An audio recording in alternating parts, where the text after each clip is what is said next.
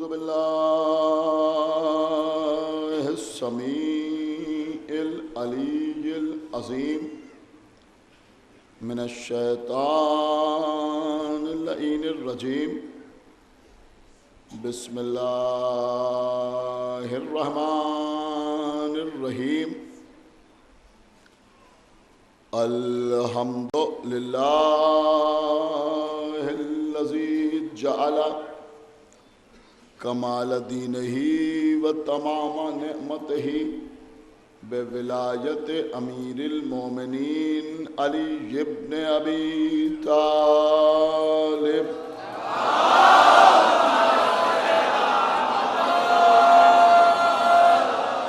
الصلاة والسلام علی صاحب الدین والاسلام والحل والحرام والرکن والمقام والصلاة والصیام والسجود والقیام والشریعت والاحکام والحجت والبرہان والمحبت والعرفان والحق والبیان والکتاب والقرآن سیدنا و نبینا و شفیعنا و مولانا و مولا الثقلین جد الحسن والحسین ابی القاسم محمد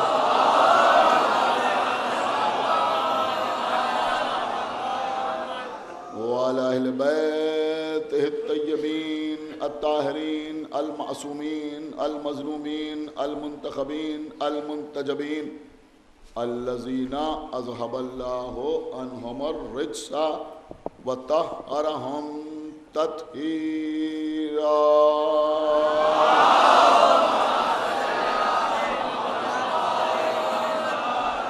ولعنۃ اللہ علی اعدائہم وقتلتہم وغاصبی حقوقہم ومنکری فضائلہم ومصائبہم وشجاعتہم وسخاوتہم وطہارتہم وولایتہم وعظمتہم وعطشہم اجمعین من الآن إلى يوم الدين.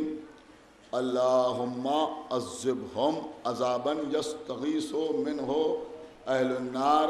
آمين رب العالمين.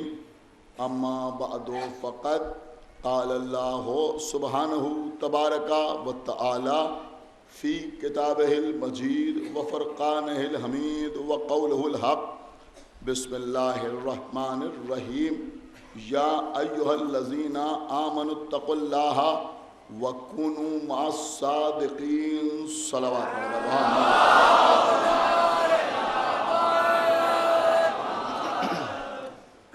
حضرات، مسلسل دین آئینہ صداقت میں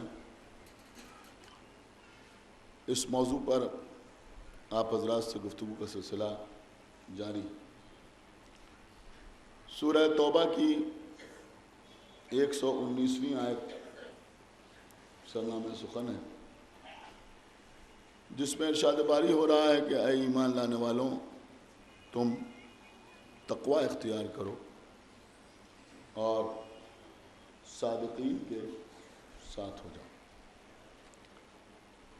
عزیزوں، جیسا کہ میں پہلے بھی آپ کے سامنے عرض کر چکا ہوں کہ اس سال کی یہ ساری مجلسیں بارگاہ صادق آل محمد میں ایک نذرانہ ہے.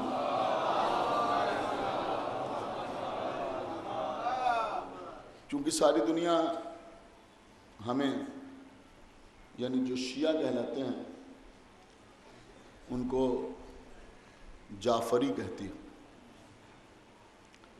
اور ہماری فقہ کو فقہ جعفری کہا جاتا ہے. حالانکہ لوگوں نے ہمیں اور بھی بہت سے نام دے رکھے ہیں. ہمیں رافضی بھی کہا جاتا ہے. پریشان ہونے کی کوئی بات نہیں ہے. لوگ ہماری مسجد کو دیکھتے ہیں تو کہتے ہیں کہ یہ رافضیوں کی مسجد ہے. ہمیں دیکھتے ہیں تو کہتے ہیں کہ یہ رافضی آ رہے ہیں. اپنی کتابوں میں لکھتے ہیں کہ روافض کا یہ عقیدہ ہے. لیکن خدا کے لیے یہ سب سن کے کبھی پریشان نہ ہوا کیجیے. چڑھا نہ کیجیے، وہ جس نیت سے بھی کہتے ہوں، لیکن اللہ نے ہمارے لیے اس نام کو پسند کیا ہے۔ ایک صلوات پڑھیں بر محمد و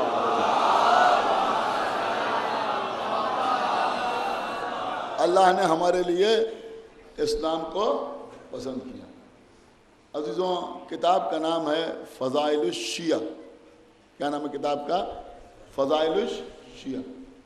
لکھنے والے شیخ صدوق علیہ الرحمہ، بہت بڑے عالم شیخ صدوق علیہ الرحمہ۔ انہوں نے تحریر فرمایا کہ فرعون کے لشکر کے جن افراد کو اللہ کی معرفت حاصل ہو گئی اور انہوں نے یہ سمجھ لیا کہ موسیٰ اور ہارون جس خدا کا اعلان کرتے ہیں حقیقت میں کائنات کا خلق کرنے والا وہی ہے اور وہی ہمارا رب ہے، تو جب ان کی سمجھ میں یہ بات آ گئی اور انہوں نے فرعون کے لشکر کو چھوڑ دیا، تو فرعون نے ان لوگوں کو جنہوں نے فرعون کو چھوڑ دیا تھا رافضی کہنا شروع کر دیا۔ ایک صلوات پڑھیں بر محمد و آل محمد۔ فرعون نے ان لوگوں کو رافضی کہنا شروع کر دیا۔ تو عزیزوں، ہمارے امام نے فرمایا کہ چونکہ ہمارے شیعوں نے رسول کی آنکھ بند ہونے کے بعد طاغوت کو چھوڑ دیا، کیا سمجھایا؟ ایک صلوات پڑھیں بر محمد و آل محمد۔ اور بھیڑ کے ساتھ ادھر نہیں گئے، لہذا لوگوں نے ہمیں رافضی کہنا شروع کر دیا۔ آپ کی خاموشی کو توڑنے کے لیے ایک واقعہ عرض کر دوں عزیزوں۔ کتاب کا نام ہے تفریح الشیعہ، بڑی زبردست کتاب ہے، اگر مل جائے تو پڑھیے۔ اس میں تحریر ہے کہ ایک دن ہمایوں بادشاہ، یعنی اکبر کا بیٹا، وہ بابر کا بیٹا ہمایوں، دیکھیے یہ چیز بچپن ہی سے لوگوں کو یاد نہیں ہوتی کہ اس کا بیٹا کون ہے، اس کا بیٹا۔ ایک صلوات پڑھیں محمد و آل محمد۔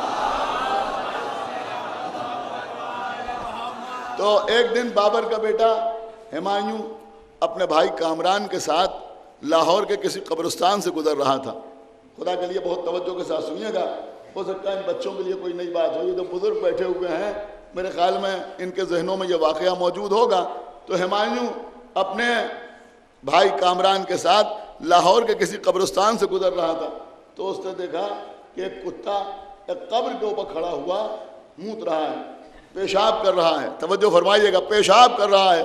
تو کیونکہ کامران کو تھوڑا تھوڑا یہ شبہ ہوتا تھا کہ میرا بھائی شیعہ ہو گیا ہے، لہذا اس نے ہمایوں سے کہا کہ ایسا لگتا ہے کہ یہ قبر کسی رافضی کی ہے۔ کیا سن رہے ہیں آپ؟ خدا کے لیے توجہ فرمائیے گا۔ اس نے کہا ایسا لگتا ہے کہ جس قبر پر یہ کتا پیشاب کر رہا ہے یہ قبر کسی رافضی کی ہے۔ تو ہمایوں نے فوراً جواب دیا کہ ہاں، ہو سکتا ہے کہ قبر کسی رافضی کی ہو، لیکن موتنے والا خارجی معلوم ہوتا ہے۔ صلوات بر محمد و آل محمد۔ ایک صلوات اور پڑھتے بر محمد و آل محمد۔ تو عزیزوں، ہمیں بہت سے نام دیے گئے، لیکن بہرحال لوگ ہمیں جعفری کہتے ہیں، اور ہم اس بات کو قبول کرتے ہیں کہ الحمدللہ ہم جعفری ہیں۔ ہمارے چھٹے امام جعفر صادق علیہ السلام۔ دیکھیے عزیزوں، جو حضرات کل کی مجلس میں تھے ان کو اس بات کا اندازہ ہوا ہوگا کہ کل میں نے ایک بہت حساس قسم کے موضوع کو ٹچ کیا تھا، اور وہ ہے ہمارے چھٹے امام کی والدہ گرامی کا تذکرہ۔ اس حوالے سے لوگ ہم کو بڑے بڑے طعنے دیتے ہیں۔ میں نے آپ کے سامنے شجرہ بیان کیا تھا اور یہ بیان کیا کہ ہمارے چھٹے امام کی والدہ، ہمارا سلام ہو ان کے اوپر، اور اس سارے مجمع کا سلام ہو ان کی خدمت میں جن کا اسم گرامی تھا۔ کیا اسم گرامی تھا؟ کہ بی بی ام فروہ بنت قاسم ابن محمد ابن ابی بکر۔ اور یہ محمد ابن ابی بکر وہ تھے کہ جنہوں نے سوائے مولا کائنات کے کبھی کسی اور کی بیعت نہیں کی۔ کیا سننا ہے بھائی، آپ خدا کے لیے بیدار ہو۔ یہ محمد ابن ابی بکر وہ ہیں، اور پورے چیلنج کے ساتھ عرض کر رہا ہوں کہ انہوں نے سوائے مولا کائنات کے کبھی کسی اور کی بیعت نہیں کی۔ اور مولا علی نے یہ ارشاد فرمایا کہ یہ محمد صلب غیر سے میرا بیٹا ہے۔ صلب غیر سے میرا بیٹا ہے۔ ان کے بیٹے تھے جناب قاسم۔ جناب قاسم کا شمار اس وقت کے یعنی اپنے دور کے فقہا میں ہوتا تھا، سمجھ رہے ہیں، فقہا میں ہوتا تھا۔ دیکھیں عزیزوں، ہم میں اور دوسروں میں فرق یہ ہے کہ دوسروں کے یہاں ائمہ کی زندگی میں مجتہدین کی گنجائش ہے، ہمارے یہاں ائمہ کی زندگی میں مجتہدین کی گنجائش نہیں ہے۔ کیا سن رہے ہیں آپ بھائی؟ خدا کے لیے بہت بیدار ہو تو سنیے، ہمارے یہاں ائمہ کی زندگی میں یا ان کے موجود رہتے ہوئے اجتہاد کی گنجائش نہیں ہے۔ ائمہ کے زمانے میں جو ہوئے وہ فقہا کہلائے۔ فقہا وہ لوگ کہلاتے تھے جو احادیث معصومین بیان کرتے تھے۔ صلوات پر محمد وآل محمد۔ یہ تو غیبت امام میں ضرورت پیش آئی جو اجتہاد کا دروازہ کھولا گیا۔ تو عزیزوں آپ غور کریں کہ جناب قاسم ابن محمد ابن ابی بکر، اور ایک خاص بات میں آپ کے سامنے عرض کروں، صرف داد کے لیے نہیں عرض کر رہا ہوں، جہاں تک مجمع جتنے حضرات بیٹھے ہوئے ہیں بہت غور سے سنیں کہ کچھ معاملات میں لوگ غلط پروپیگنڈے کرتے ہیں۔ اس سے ہم کو کسی قسم کا انکار نہیں ہے کہ اس ملک سے ہمارے گہرے رشتے ہیں، اس ملک سے جسے ہندوستان کہتے ہیں اس سے ہمارے بڑے گہرے روابط، بڑے گہرے روابط ہیں، بہت گہرے روابط ہیں۔ عزیزوں یہاں سے بہت سے لوگ رسول اللہ کی خدمت میں حاضر ہوئے، یہاں کے بہت سے لوگ مولا علی کی خدمت میں حاضر ہوئے، سمجھ رہے ہیں آپ؟ حضرت عباس علیہ السلام نے کربلا کے میدان میں، سمجھ رہے ہیں آپ، حضرت عباس نے کربلا کے میدان میں جنگ تو نہیں کی، تلوار تو نہیں چلائی، لیکن حضرت عباس جب لشکر اعداء کے سامنے گئے تھے اور تقریر کی تھی تو اس تقریر میں حضرت عباس نے اپنی تلوار کی جو تعریف کی تھی اس میں یہ بیان کیا تھا کہ میری یہ تلوار ہندوستان میں بنی ہوئی ہے۔ ایک صلوات پڑھے محمد وآل محمد۔ کیا بآواز بلند صلوات پڑھے محمد وآل محمد۔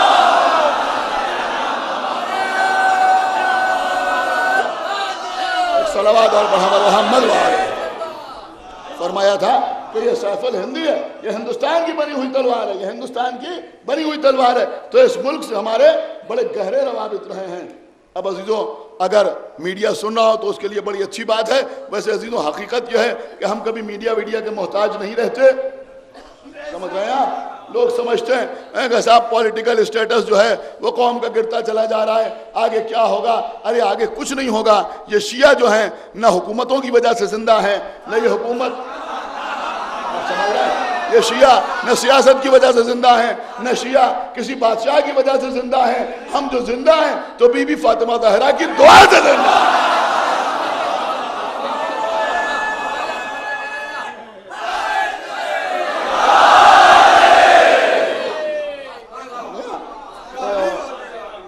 توجہ آپ حضرات کی۔ تو اس ملک سے ہمارے بڑے گہرے تعلقات رہے ہیں، بڑے پرانے رشتے رہے ہیں۔ آپ جانتے ہیں کہ مہاراجہ کشمیر کے 7 بیٹے امام حسین علیہ السلام کی طرف سے جنگ کرنے کے لیے کربلا کی طرف روانہ ہوئے تھے۔ حالانکہ جب یہ لوگ گئے تو امام حسین علیہ السلام کی شہادت ہو چکی تھی۔ ان ساری باتوں سے ہمیں انکار نہیں ہے، اور خود آقا حسین نے بھی ہندوستان آنے کی خواہش ظاہر کی تھی، سمجھ رہے ہیں آپ؟ ہندوستان آنے کی خواہش ظاہر کی تھی۔ ریاض القدس میں صاف صاف ہندوستان کا لفظ ملتا ہے، دیگر کتابوں میں اگر ہندوستان کا لفظ نہیں ملتا تو میرے مولا نے یہ فرمایا تھا کہ مجھے اپنی حکومت کی سرحد سے باہر چلا جانے دو، اپنی حکومت کی سرحد سے باہر چلا جانے دو۔ اس وقت یزید کی جو حکومت تھی وہ عراق میں بھی تھی، سعودی عربیہ میں بھی تھی، یزید کی حکومت کے دائرے میں، سمجھ رہے ہیں؟ ایران بھی آتا تھا یزید کی حکومت کے دائرے میں، افغانستان بھی آتا تھا، سمجھ رہے ہیں؟ بہت غور سے سمجھیے تو میں عرض کر رہا ہوں، اور سندھ کا بھی ایک بڑا علاقہ یزید کی حکومت کے دائرے میں آتا تھا۔ آپ جتنا اللہ کا شکر ادا کریں اتنا کم ہے کہ الحمدللہ ہندوستان کے جس حصے میں ہم رہتے ہیں اس پر کبھی یزید کی حکومت نہیں رہی۔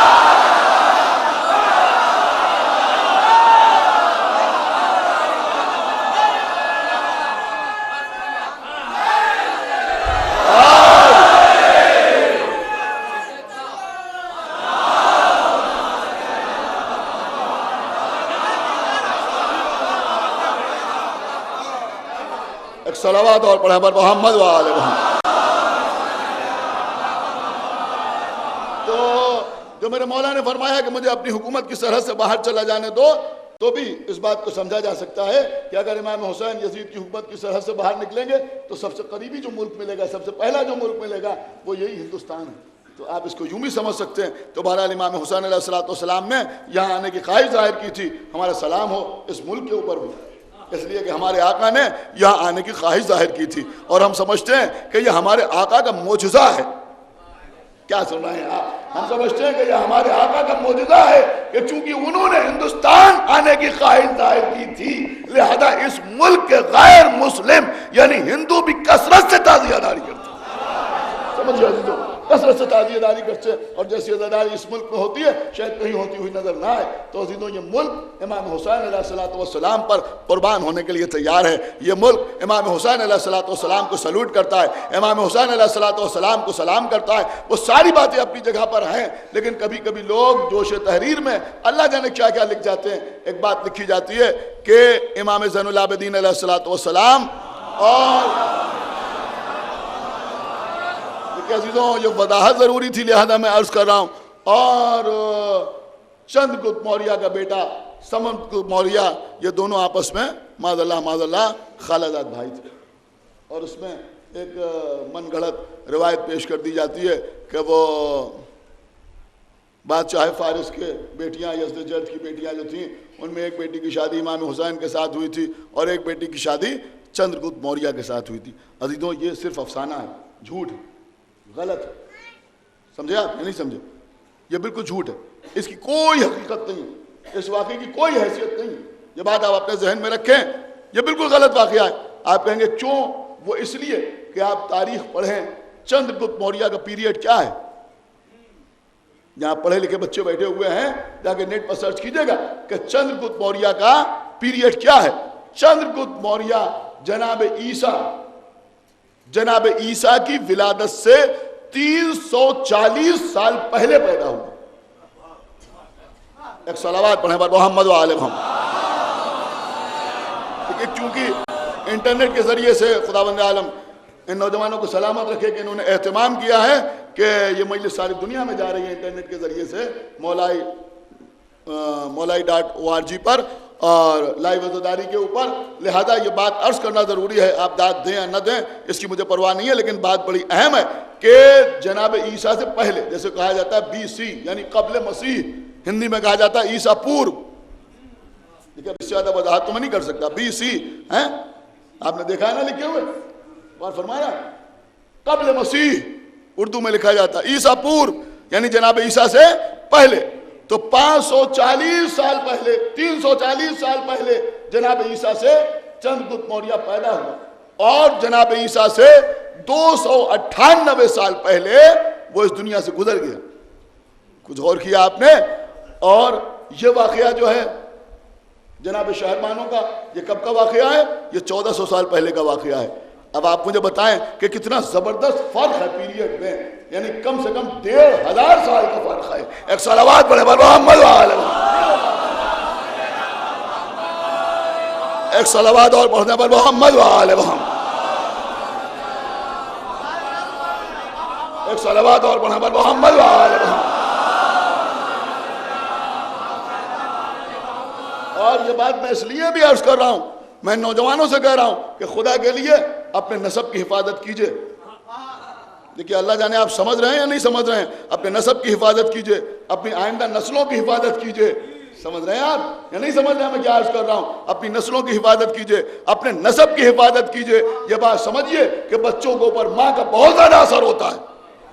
اب اس سے زیادہ کھل کے میں عرض نہیں کر سکتا. ایک صلوات پڑھے پر محمد و آل محمد. ایک صلوات اور پڑھنے پر محمد و آل محمد.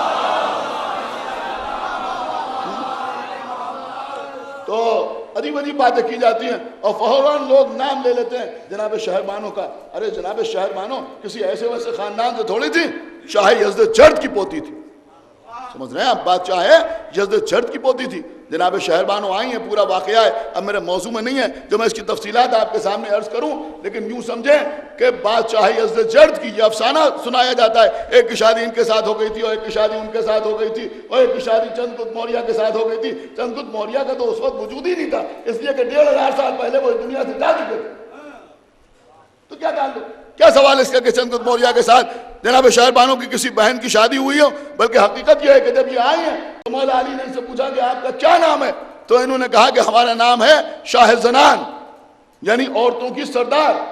تو مولا علی مسکرا کے فرمایا کہ یہ تو رسول کی بیٹی کا لقب ہے۔ کیا سنا ہے آپ کا؟ یہ تو رسول کی بیٹی کا لقب ہے، اس لیے آج سے آپ شاہ زنان نہیں ہیں بلکہ آج سے آپ شہر بانو ہیں۔ ایک صلوات پر محمد وآلہ۔ تو یہ 3 بہنیں تھیں عزیزوں، بادشاہ کی بیٹیاں تھیں، آئی تھیں، اور جب یہ بادشاہ کی بیٹیاں آئیں، پوری تاریخ ہے، اس وقت میں عرض نہیں کر سکتا، بہت لمبی چوڑی تاریخ ہے۔ جب یہ آئیں تو پھر مولا علی نے ان تینوں کا عقد کرایا۔ تو جب تینوں کا عقد ہوا تو ایک کی شادی امام حسن علیہ السلام کے ساتھ ہوئی، اور ایک کی شادی امام حسین علیہ السلام کے ساتھ ہوئی، اور ایک کی شادی جناب محمد ابن ابی بکر کے ساتھ ہوئی۔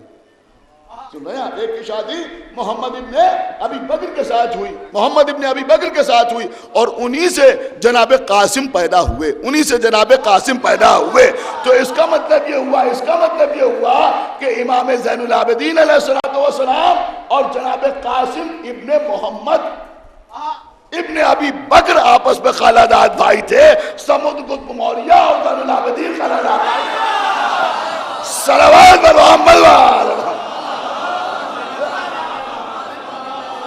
ایک باوالہ بلند صلوات پڑھیں پر محمد وآلہ۔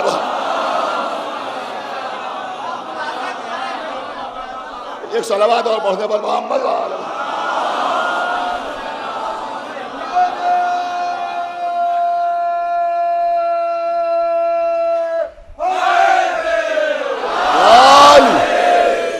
ایک صلوات اور پڑھنے پر محمد وآلہ۔ تو عزیزوں، یہ جناب ام فروہ بنت قاسم بنت محمد ابن ابی بکر۔ کل میں نے آپ کے سامنے عرض کیا تھا کہ جناب محمد ابن ابی بکر نے فرمایا کہ بی بی فاطمہ زہرا فرشتوں سے گفتگو کرتی تھی۔ جب کسی نے پوچھا کہ وہ محدثہ تھی، وہ محدثہ کیسے ہو سکتی ہیں؟ اس لیے کہ نہ وہ نبی تھی نہ رسول تھی۔ تو جواب دیا کہ موسیٰ کی ماں فرشتوں سے کیسے گفتگو کرتی تھی؟ سمجھ رہے ہیں آپ؟ جناب حاجرہ نے فرشتوں سے کیسے گفتگو کی، جناب مریم نے فرشتوں سے کیسے گفتگو کی، یہ سارے جواب دیے جناب محمد ابن ابی بکر نے۔ عزیزوں آپ سنیے، منصور دوانقی، میں ان بچوں کو بتا رہا ہوں، اگر 1-2 نام بھی یاد رہ گئے، اور کوشش کیجئے گا کہ سارے نام اگر یاد ہو جائیں تو بہت بہتر ہے۔ عزیزوں، جس سلسلے کے اوپر مسلمان ناز کرتے ہیں اور مرے جا رہے ہیں، مٹے جا رہے ہیں، سمجھ رہے ہیں؟ کہا مسلمان سلاطین کا دور، اور کیا اچھا دور تھا، اور یہ ملک فتح ہوا اور وہ ملک فتح ہوا۔ اس سلسلے کے نام میں آپ کو بتاؤں، سنیں گے آپ؟ اس سلسلے کے نام میں آپ کو بتاؤں، اس سلسلے کے نام ہے منصور دوانقی۔ غور کر رہے ہیں؟ منصور دوانقی۔ کسی کا نام ہے ابو العباس صفاح۔ صفاح کا مطلب ہوا بہت زیادہ قتل عام کرنے والا۔ دیکھیں یہ نام ہے تاریخ میں جو میں عرض کر رہا ہوں، خلفائے بنی امیہ اور بنی عباس کے۔ کسی کا نام ہے ولید فاسق۔ سنیے دیکھو یہ نام، ولید فاسق۔ کسی کا نام ہے یزید ناقص۔ ایک صلوات پڑھے پر محمد وآلہ محمد۔ آئے آئے آئے، کیا سنا ہے؟ شاید غور نہیں فرما رہے۔ کسی کا نام ہے ولید فاسق، کسی کا نام ہے یزید ناقص، اور کسی کا نام ہے مروان الحمار۔ ایک صلوات پڑھے پر محمد وآلہ۔ آپ نے غور کیا؟ ولید فاسق، یزید ناقص، کسی کا نام ہے مروان الحمار۔ حمار کہتے ہیں گدھے کو۔ ایک صلوات پڑھے پر محمد وآلہ محمد۔ عزیزوں، اب لوگوں کو اختیار ہے، چاہے اس سلسلے کو اختیار کریں جہاں کوئی فاسق نظر آئے، کوئی ناسق، غور فرمانا، جہاں کوئی فاسق نظر آئے، کوئی ناقص نظر آئے، کوئی صفاح نظر آئے، کوئی دوانقی نظر آئے، کوئی حمار نظر آئے، کیا سن رہے ہیں آپ؟ اور چاہے تو اس سلسلے کو اختیار کریں جہاں کوئی عابد نظر آئے، کوئی باقر نظر آئے، کوئی صادق نظر آئے، کوئی کاظم نظر آئے۔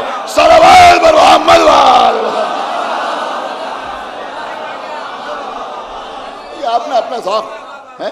تو میں عرض کر رہا تھا کہ منصور دوانقی نے ایک شخص کو مدینے بھیجا اور اس سے کہا کہ تم مدینے جانا، اور 2-3 لوگوں کے نام بتائے اور کہا ان کے پاس جانا اور یہ مال ان کو دینا۔ اس شخص کا نام تھا ابن مہاجر۔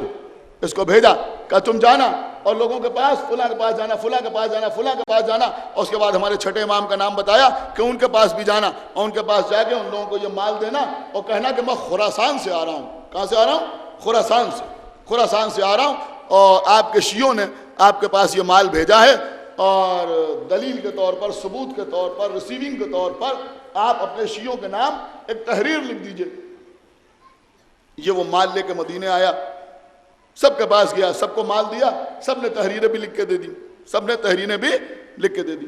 لیکن جب واپس آیا منصور دوانقی کے پاس تو اس نے سب کی تحریریں دیکھی تو اس نے کہا سب کی تحریریں تو ہیں لیکن جعفر ابن محمد کی تحریر نہیں ہے۔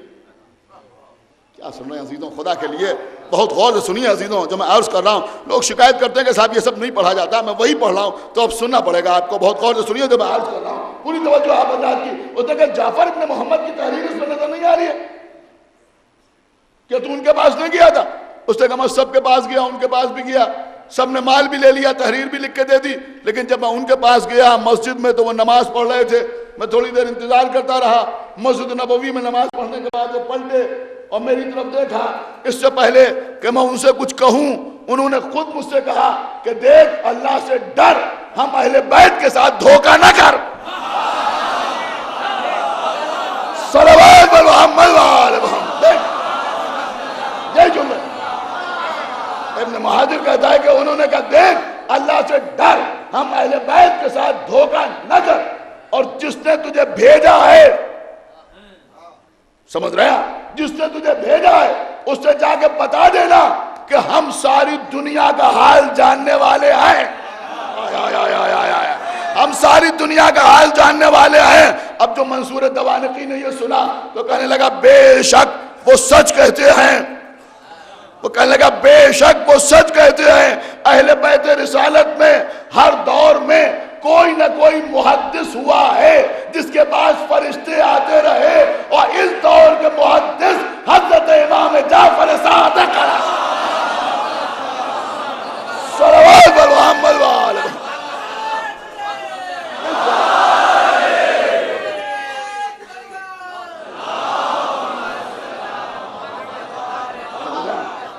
اس دور کے محدث حضرت جعفر ابن محمد ہے۔ اس کی بھی بات سمجھ میں آ گئی۔ دیکھیں عزیزوں، ایک جملہ کہنے کو جی چاہتا ہے کہ بھائی منصور دوانقی جیسے دشمن کی سمجھ میں آ گیا کہ علم اہل بیت کیا ہے۔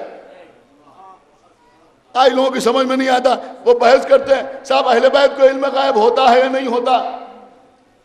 عجیب عجیب قسم کے لوگ پیدا ہو گئے، اگر صاحب اہل بیت کے بعد علم غائب تھا یا نہیں تھا۔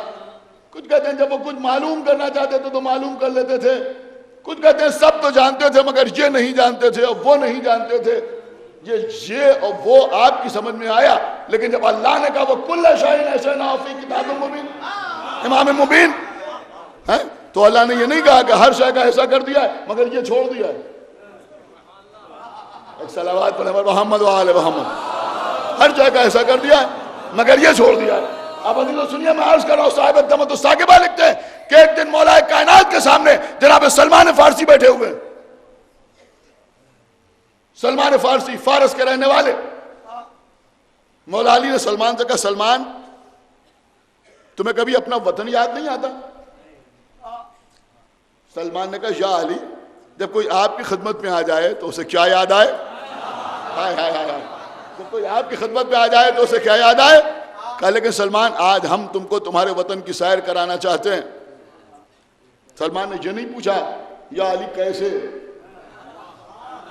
ہیں، اگر کیسے پوچھ لیتے تو 10 درجے کا ایمان ثابت کیسے ہوتا؟ کہ یا علی جو آپ کی مرضی۔ میرے مولا نے سلمان سے کہا سلمان آنکھیں بند کرو۔ سلمان نے آنکھیں بند کی، فوراً کہا سلمان آنکھیں کھولو۔ ہائے ہائے کیا سنا ہے آپ کچھ غور نہیں کر رہے ہیں۔ فوراً کہا سلمان آنکھیں کھولو۔ سلمان نے آنکھیں کھولی۔ سلمان کہتے ہیں میں نے دیکھا کہ میں اس مقام پہ کھڑا ہوا تھا کہ جہاں کسریٰ کے محل کے کھنڈرات تھے، جہاں کھنڈر تھے کسریٰ کے محل کے، مولا علی سلمان کو لیے ہوئے وہاں کھڑے ہوئے تھے۔ مولا علی نے بتانا شروع کیا سلمان تم جانتے ہو یہ وہ جگہ ہے جہاں کسریٰ دربار کرتا تھا، یہاں پر کسریٰ دربار کرتا تھا، یہاں آرام کرتا تھا، یہاں اس کی ازواج رہتی تھی، یہاں اس کی اولادیں رہتی تھی، یہاں اس کے نوکر رہتے تھے۔ سلمان یہاں بیٹھ کے وہ کھانا کھاتا تھا۔ سلمان اس کی فوج یہاں رہتی تھی، اس کے محافظین یہاں پہ کھڑے ہوتے تھے. ایک ایک جگہ میرے مولا نے بتانا شروع کی. ایک مرتبہ سلمان کہتے ہیں یا علی آپ تو ایسے بتا رہے ہیں جیسے آپ برابر یہاں آتے رہے ہوں. ہائے ہائے ہائے، یہ دنیا کو سمجھا رہے ہیں سلمان. کہا یا علی آپ تو ایسے بتا رہے ہیں جیسے آپ یہاں برابر آتے رہے ہوں. ایک مرتبہ میرے مولا فرماتے ہیں سلمان قسم خدا کی عزیز، جس کے دل میں ولایت اہل بیت ہے خاموش نہیں رہ سکتا. کہا سلمان، میرے سلمان تم کیسی باتیں کر رہے ہو، تم کیسی باتیں کر رہے ہو؟ ہم کو اللہ نے ساری دنیا کا علم عطا کیا ہے. سلمان یہی وہ معاملات ہیں کہ جب ہم کسی کو یہ سب بتاتے ہیں تو ہمارے شیعہ ہماری طرف علم غیب کی نسبت دیتے ہیں. کیا سنا ہے آپ؟ ہمارے شیعہ ہماری طرف، آخری آدمی تک توجہ چاہتا ہوں، ہمارے شیعہ ہماری طرف علم غیب کی نسبت دیتے ہیں، اور وہ بھی اپنی جگہ پر صحیح ہیں، اس لیے کہ یہ چیزیں ان کے لیے غیب ہیں، لہذا وہ اسے علم غیب سمجھتے ہیں. اور کبھی کبھی ہم جو علم غیب کا انکار کرتے ہیں وہ اس لیے انکار کرتے ہیں کہ جب اللہ نے ہمارے لیے کسی شے کو غیب ہی نہ رکھا.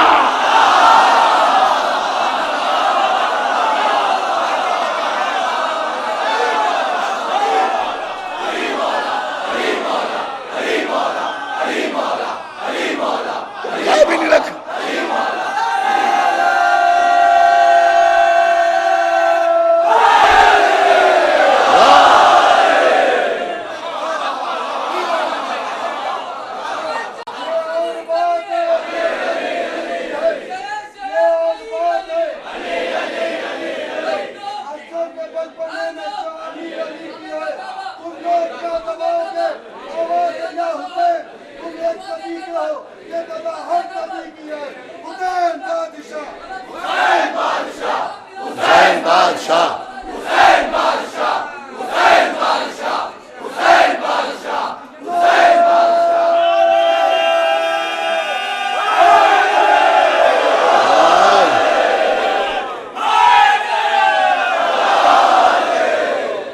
جب کسی چیز کو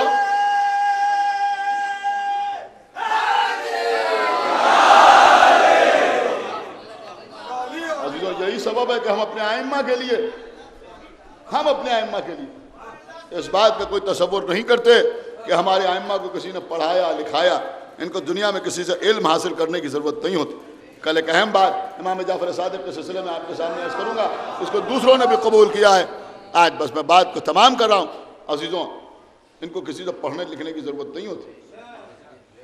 اسی لیے ہمارے چوتھے امام نے ارشاد فرمایا اپنی پھوپھی شہزادی زینب کے لیے کہ میری پھوپھی زینب عالمہ غیر معلمہ. کون تھی میری پھوپھی؟ کہ عالمہ غیر معلمہ، یعنی ایسی عالمہ تھی جنہوں نے کسی سے پڑھا نہیں تھا. جب بتانا چاہتے ہیں کہ دیکھو جب رسول کی نواسی کو کسی کو پڑھانے کی ضرورت نہیں ہوتی تو رسول کو کسی کو پڑھانے کی ضرورت کیا ہوگی؟ رسول کو کسی کو پڑھانے کی ضرورت کیا ہوگی؟ آج لوگ کہتے ہیں رسول امی تھے. امی کے ایک ہی معنی سمجھ میں آتے ہیں کہ جو لکھنا پڑھنا نہ جانتا ہو. میں پہلے بھی کہہ چکا ہوں، اس وقت پھر آپ کے سامنے عرض کر دوں کہ ایسے بدبخت ہیں کہ لفظ مولا کے تو 25 معنی نظر آتے ہیں، امی کے ایک ہی معنی نظر آتے ہیں. ایک صلوات پڑھے محمد و آل محمد. مولا کے 25 معنی اور امی کے ایک ہی معنی. انشاءاللہ افضل محل کی کسی مجلس میں آپ کے سامنے اس کے تفصیلات بھی عرض کروں گا. ابھی تو بس میں آگے بڑھ جاؤں تو یہ شہزادی زینب جو عالمہ غیر معلم، بی بی زینب شریکۃ الحسین. ہاں جی، مدینے سے امام حسین علیہ السلام کا قافلہ روانہ ہوا.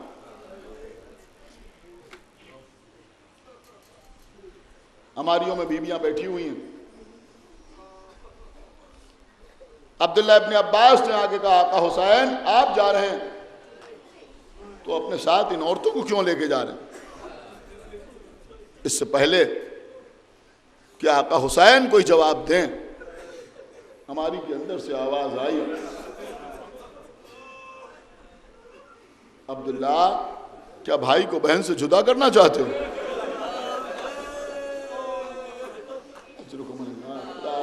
کسی غم میں نہ ڈلا ہے سوائے غم سرکار سید الشہداء کا۔ عزیزوں، آج 4 محرم ہے، آپ رونے کے لیے آمادہ ہیں؟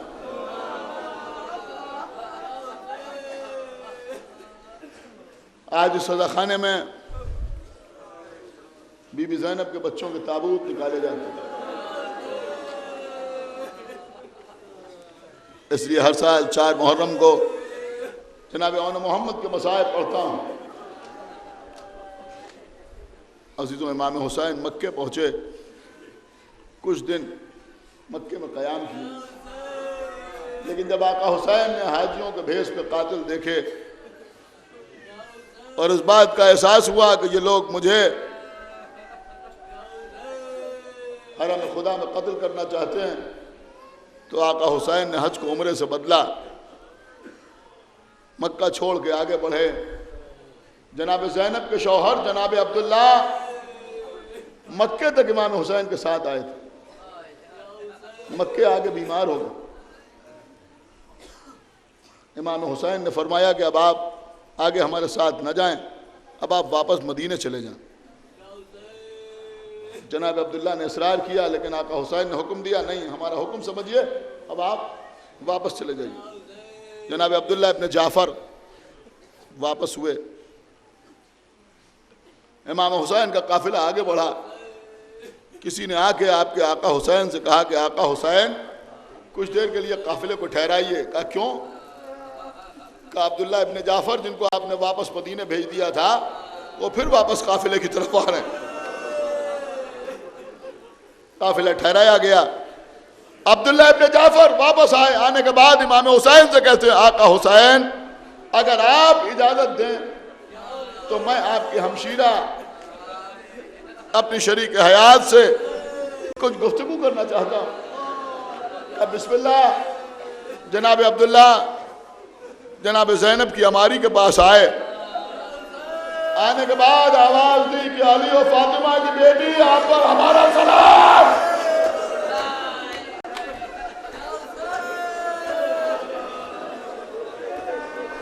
سنیں گے آپ؟ یہ میری ماں بہنیں سنیں گی،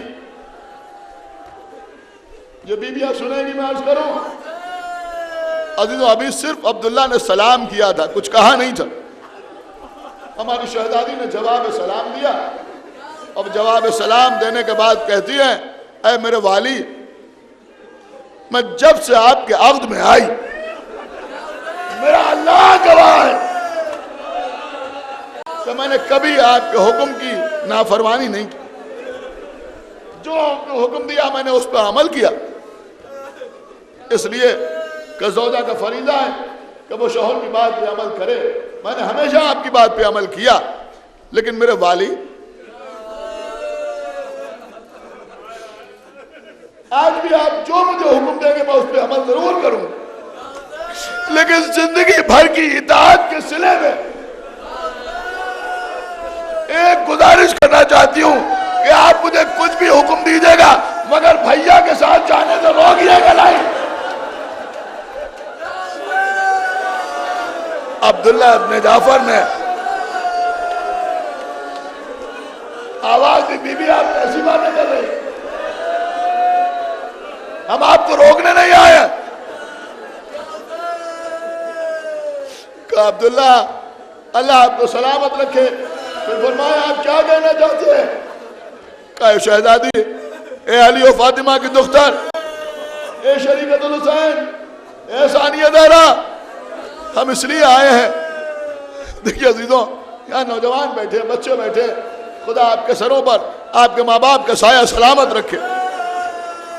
اگر آپ کہیں سفر پہ جاتے ہیں، ہوتا ہے ایسا ہی نہیں ہوتا ہے، آپ سفر پہ جاتے ہیں، آپ کے والدین آپ کے بازو پر امام ضامن باندھتے ہیں، اور خالی امام ضامن نہیں باندھتے، کچھ پیسے آپ کو دیتے ہیں اور یہ کہتے ہیں یہ صدقہ ہے، اپنے ساتھ رکھ لو، راستے میں کوئی محتاج ملے، کوئی ضرورت مند ملے تو اسے دے دینا۔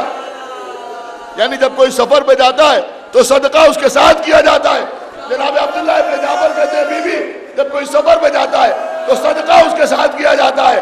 اے بی بی میرا آقا سفر میں جا رہا ہے، اے بی بی یہ ہمارے بچے اون محمد ہیں، اے بی بی انہیں آپ اپنے ساتھ دیتی جائیے، اے بی بی انہیں بیٹا سمجھ کے ساتھ نہ رکھیے گا، حسین کا صدقہ سمجھ کے ساتھ رکھیے گا۔ اے بی بی اگر کوئی وقت پڑے تو ایک کو اپنی جانب تو حسین پر قربان کر دیجئے گا، دوسرے کو میری جانب تو حسین پر قربان کر دیجئے گا۔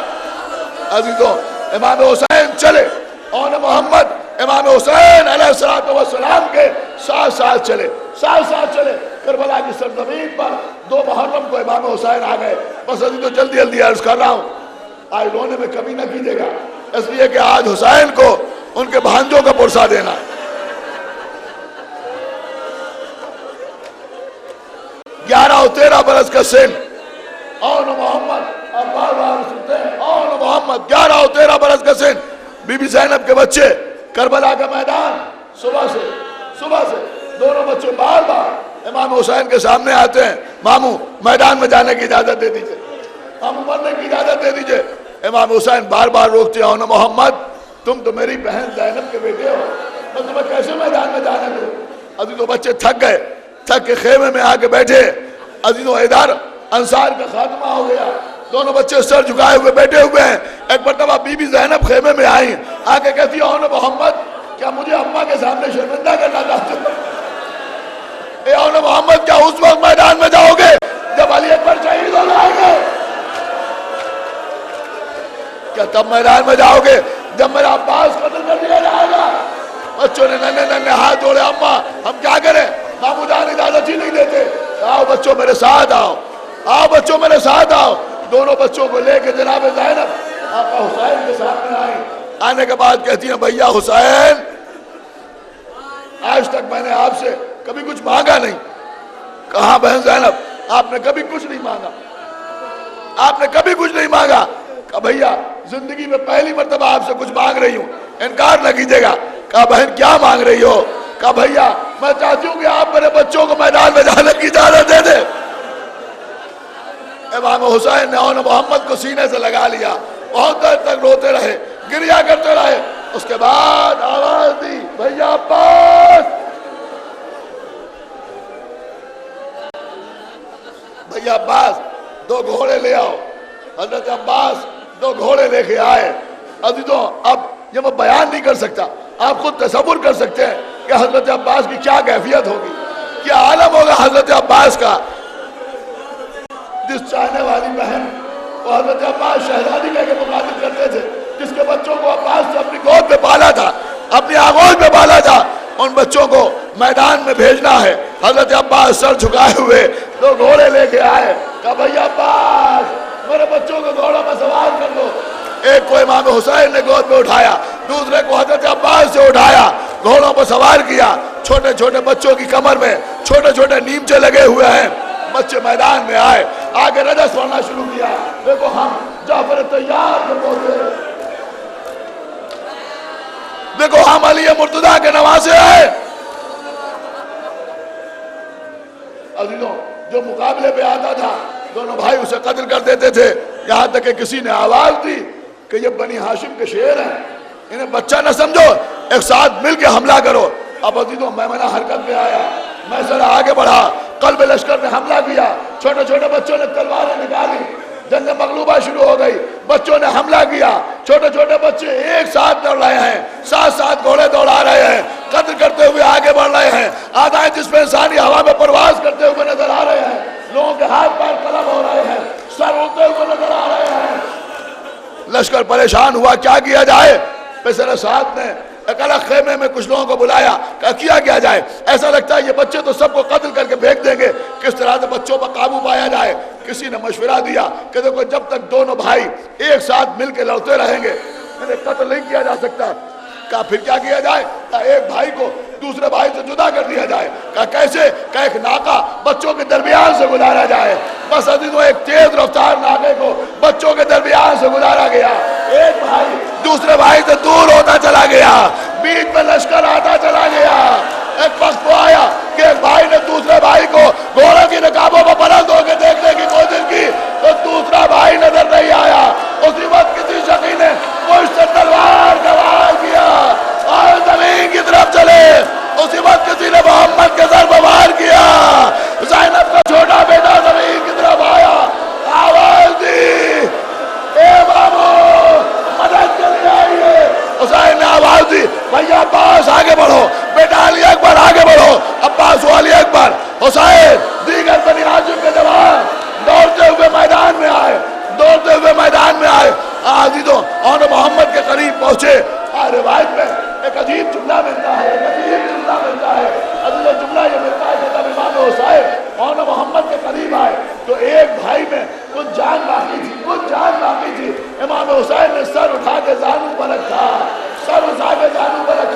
سانسیں اکھڑ رہی تھیں، سانسیں اکھڑ رہی تھیں، روح جنت کی جانب پرواز کرنا والی تھی کہ ایک مرتبہ زینب کے اس بیٹے نے آقا حسین کی طرف دیکھا، کہا ماموں ماموں اماں سے کہہ دیجئے گا کہ آپ ہمارا دودھ بخش دے،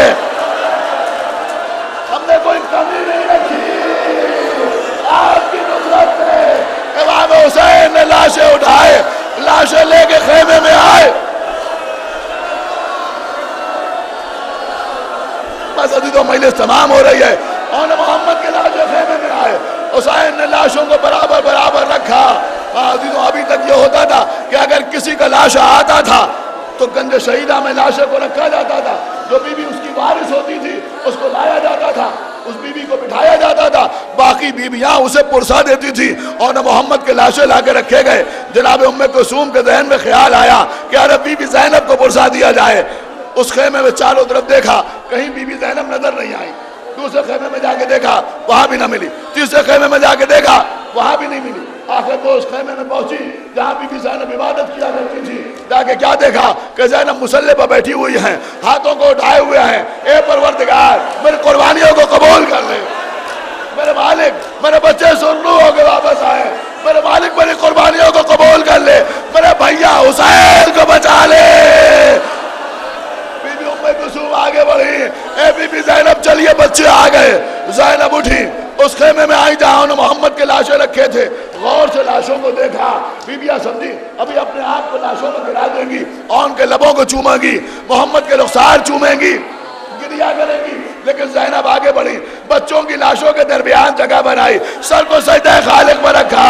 پروردگار تیرا شکر ہے کہ تو نے میری قربانیوں کو قبول کر لیا، میرے مالک میرے بھیا حسین کی عبادت فرما۔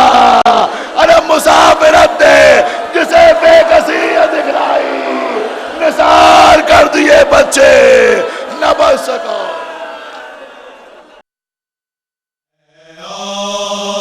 محمد اے آن محمد، اے آن محمد، اے آن محمد۔ جبراً قتل ہو گئے انصار با وفا، جز اقربا حسین کا کوئی نہیں رہا۔ بنت علی نے آن محمد سے یہ کہا، زندہ ہو تم حسین کے یاور گزر گئے، کیا تم امیر شام کی طاقت سے ڈر گئے؟ اے آن محمد، اے آن محمد، اے آن محمد، اے آن محمد۔ کیا بازوؤں میں خون کی روانی نہیں رہی، سینوں میں کیا امید جوانی نہیں رہی، خیبر کی یاد تم کو کہانی نہیں رہی، اٹھو اور اٹھ کے نہر کو لاشوں سے پاٹ دو، بیعت کو جو اٹھا ہے وہی ہاتھ کاٹ دو۔ اے آن محمد، اے آن محمد، اے آن محمد، اے آن محمد۔ کی عرض ہاتھ جوڑ کے اللہ کی قسم، ہم صبح سے کھڑے ہیں حضور شہ امم، اذن وغا حسین جو دے دے تو جائیں ہم،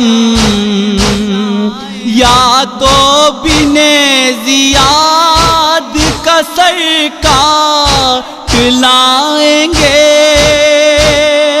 ورنہ پلٹ کے خیمے میں زندہ نہ آئیں گے۔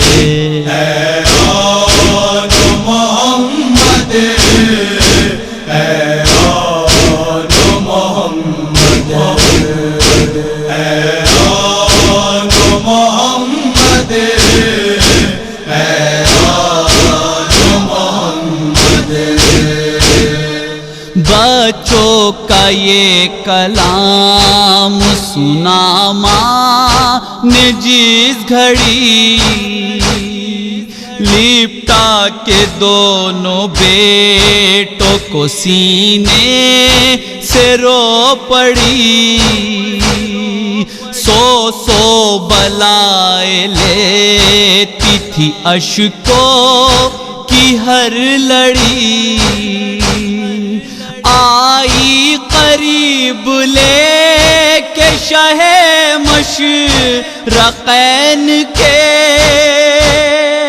انگلی پکڑ کے گرد پھرایا حسین کے۔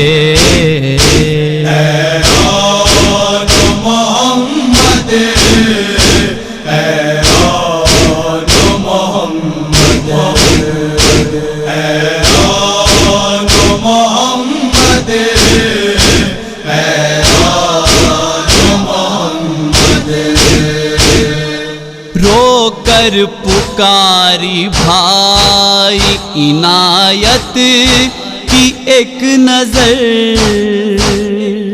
بے کس بہن کے پاس نہیں اور کوئی زر،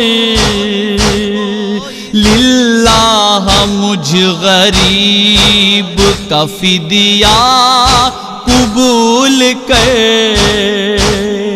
صدقہ سرو کا موت کی جھولی میں ڈال دے، شاید خدا بلا علی اکبر کی ٹال دے۔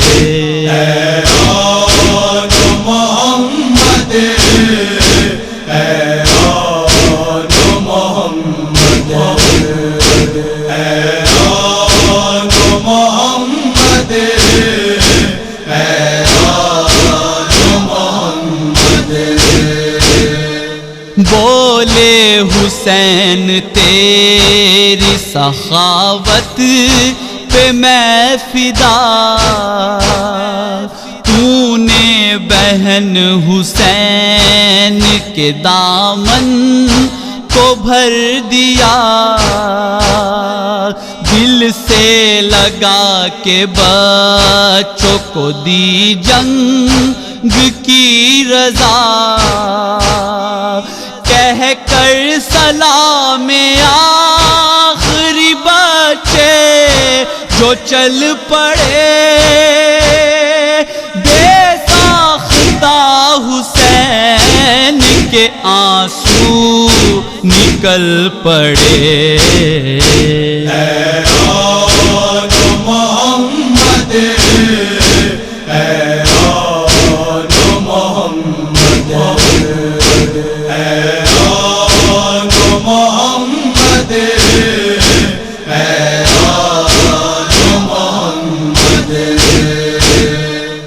آخر صدا یہ آئی کہ تقصیر بخش دو، بچوں کو اپنے زینب دلگیر بخش دو، پیاسوں کو دودھ خواہر شبیر بخش دو ماں نے یہ سن کے شکر کا سجدہ ادا کیا بے کس حسین ٹھوکر کھاتا ہوا چلا حیران محمد حیران محمد حیران محمد حیران محمد نبض حیات خون میں ڈوبی ہوئی ملی بکھری پڑی تھی خاک پہ زینب کی زندگی مولا زمیں پہ بیٹھ گئے کہہ کہ یا علی جلتی ہوئی زمین پہ پارے بکھر گئے آغوش میں حسین کی دونوں گزر گئے حیران محمد حیران محمد حیران محمد حیران محمد زینب کو لائیں لاشوں پہ جس وقت بیویاں آنکھوں سے خون بہنے لگا لی جو سیسکیاں منہ رکھ کے منہ پہ بولی کہ شاباش میری جان رکھی ہے لاج دونوں نے مجھ دل ملول کی ہے شرمسار تم سے نواسی رسول کی حیران محمد حیران محمد حیران محمد حیران محمد قسمت سے گئے مدینے میں جانا کبھی ہوا عبداللہ کو سناؤں گی میں سارا واقعہ کیا خوب تم نے دودھ کے حق کو ادا کیا زینب کے بین سن کے قیامت ہوئی بپا ساقط ہے کائنات قلم روک اے رضا